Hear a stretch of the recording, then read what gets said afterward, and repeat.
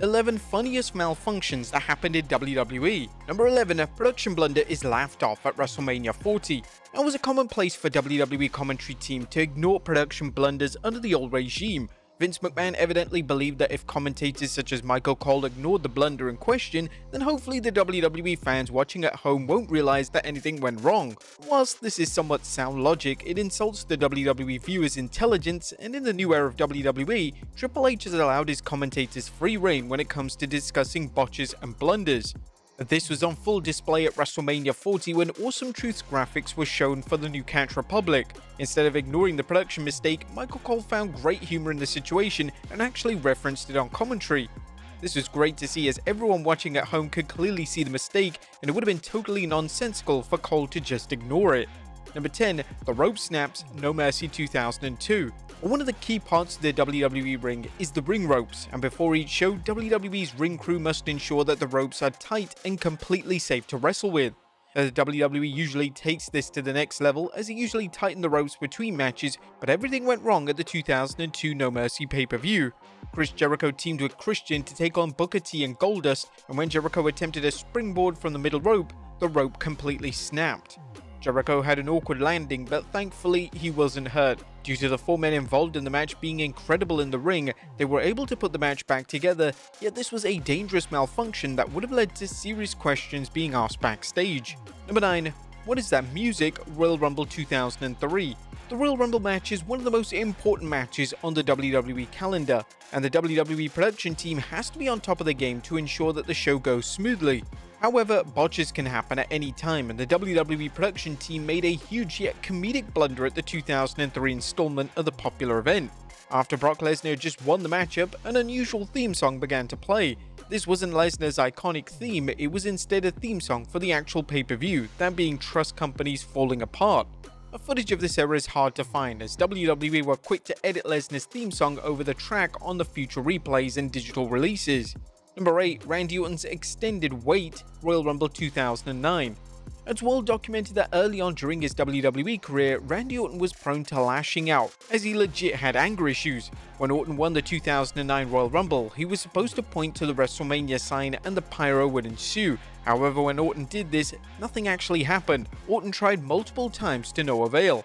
Orton's facial expressions during this huge production botch told the whole story, as Orton was noticeably seething. The pyro would eventually hit, yet the WWE production team was probably met with stern words from Orton once he came back through the curtain. Due to the moment being embarrassing for both WWE and Randy Orton, they have since edited the footage on the WWE network, meaning it looks like everything went ahead as planned, but in reality, this couldn't be further from the truth. Number 7. Wrong match card graphics. Name card graphics usually contain key information such as a wrestler's name and which respective title that they're holding to the ring. Unfortunately, the WWE production team is prone to messing up these match card graphics time and time again. Take for instance at WrestleMania 34, one of the biggest matches on the show was a match between AJ Styles and Shinsuke Nakamura for the WWE title. For some reason, production put AJ as the Universal Champion on the name tag rather than the WWE Champion. Due to this error taking place at a WrestleMania event, it was a hot topic on social media and probably caused intense anger backstage. Another memorable one was at Clash at the Castle Scotland when Cody Rhodes came out as WWE Undisputed Champion. Unfortunately, WWE messed up the nameplate as it read Talent Name and Women's Tag Team Champions. Another more humorous name card graphic came up at WrestleMania 38 as the winner of the annual Andre the Giant Memorial Battle Royal Madcap Moss would appear on the kickoff show, and his name card graphic hilariously said that he won the Andrew the Giant Memorial Battle Royal. Number 6. Bobby Lashley falls out of the ring at 2022 live event. Due to virtually every fan in attendance at a WWE house show having access to a camera on their phone, footage of botches at live events are quickly distributed across social media. This was the case in 2002 when the rope snapped while Bobby Lashley was wrestling at a live event in the UK. Lashley would run against the ropes and the rope snap was so sudden that Lashley fell out of the ring and had a truly horrific landing. Thankfully, the former WWE champion wasn't hurt in the ordeal, and it was possible that due to Lashley's size and strength, the brute force snapped the rope, but this is ultimately a factor that WWE should always consider when tightening the ropes even for a live event. Number 5. John Cena's mic issues, WrestleMania 19. WrestleMania 19's pre-show, aka Sunday Night Heat, saw John Cena deliver a trademark rap to get the fans in the mood for the show.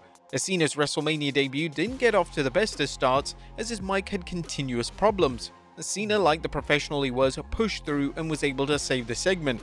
Why WWE didn't test the microphone beforehand is anyone's guess, and this unintentionally became a test to see how WWE's future top guy could handle the pressure, and he did incredibly well. Number 4. John Cena wins Smackdown 2003. John Cena picked up the first major win of his career on Smackdown back in 2003. He teamed up with Brock Lesnar to take on Kurt Angle and The Undertaker, and Cena secured the win for his team by pinning Kurt Angle. When Cena pinned Angle, for whatever reason, Angle's theme song began to play. This led to speculation that maybe Cena and Lesnar weren't supposed to win the match and Angle was supposed to kick out. Smackdown was also taped at this point, and for whatever reason, they didn't edit out the huge production blunder, which led to even more questions. Over 2 decades on from the blunder, and WWE have since dubbed over Angle's theme with Cena's Word Life theme song. Is it possible that WWE didn't even notice that they made the mistake initially? It's entirely possible, but during the taped era of SmackDown, they were usually extremely proactive in editing out any botches from either the wrestlers or the production team. Number 3. The Shield's new theme, Raw 2014. The Shield had one of the most recognizable theme songs of the past 2 decades, and it was most recently heard at WrestleMania 40 when Seth Rollins interfered in Night 2's main event using the celebrated theme. Infamously, back in February of 2014 on an episode of Raw, as the Shield made their way down to the ring, the WWE production team accidentally played the wrong theme song for the trio. Instead of their theme, they came out to the dreaded Total Divas theme song. It must have been some kind of joke, and it's clear based on Ambrose's face that he found great humor in the situation. Ambrose was set to defend his US title against Mark Henry, so this production error was likely playing in his mind throughout the duration of his title defense. WWE were quick to edit the mistake, and the footage of the original cut of the Shield's entrance has become extremely difficult to find. Number 2. Kane's pyro fail, Raw 2005. One of the main moments of Kane's WWE entrance saw him raise his hands above his head, and when he dropped them, pyro would then shoot off. However, when Kane attempted to deliver his usual pre-match taunt on Raw in 2005, nothing happened. Kane looked absolutely speechless that nothing had occurred, and Kane's partner Big Show, who was standing in the ring, looked like he was about to break character. As for Kane, he was usually incredibly gifted at staying in character, yet he couldn't even help but offer a smirk. And number 1, Mr. WrestleMania doesn't get pyro, WrestleMania 28. Due to the grandiosity of WrestleMania, WWE traditionally go all out with their pyro for their top names.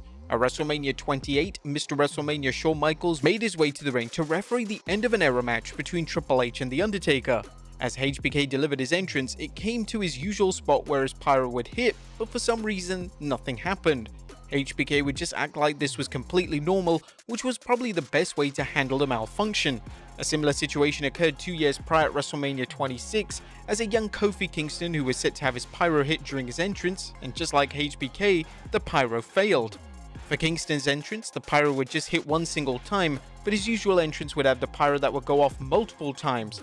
This left Kingston looking awkward, yet he managed to move past it without drawing too much attention to the WWE production blunder. It's common knowledge that WrestleMania is rehearsed, and this extends to pyro, so these pyro malfunctions were likely the production team failing to press the correct button in time, or potentially getting their production notes mixed up. But there you have it, folks, 11 of the funniest malfunctions that happened in WWE. Be sure to leave your comments down below. I'll see you next time with some more wrestling content.